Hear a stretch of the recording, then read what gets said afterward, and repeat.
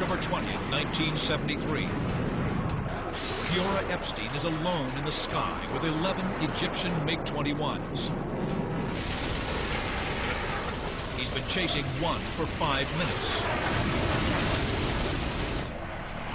As the turning MiG bleeds off energy, the chase has been driven lower and lower. All the time, he maneuvered so hard that he lost speed and height. They ended down about 3,000 feet. And that crazy Egyptian pilot started doing the craziest thing of all his maneuver, and that's the split S at 3,000 feet. The Egyptian is desperate. He'll attempt a diving reversal called a split S. It's supposed to take 6,500 feet to do this maneuver in a MiG-21.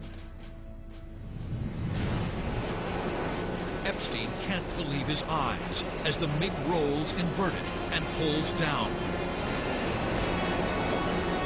And I didn't go after him because I think it's too low, and I think he will crash. He waits for the fireball.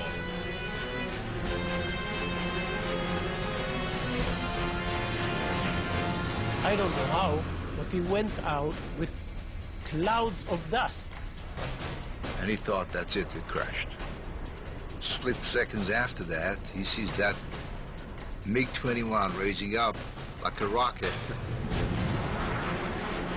The Egyptian has pulled off an amazing aerobatic feat, subjecting both himself and his airplane to crushing acceleration forces. Really, he did things that it's hard to believe that MiG-21 can do. But the Egyptian pilot, for all his heroic efforts, has run out of energy and options. The throttle is firewall.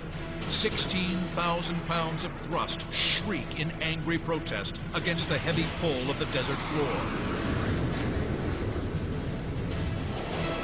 Epstein is waiting. The MiG is dispatched with a short burst.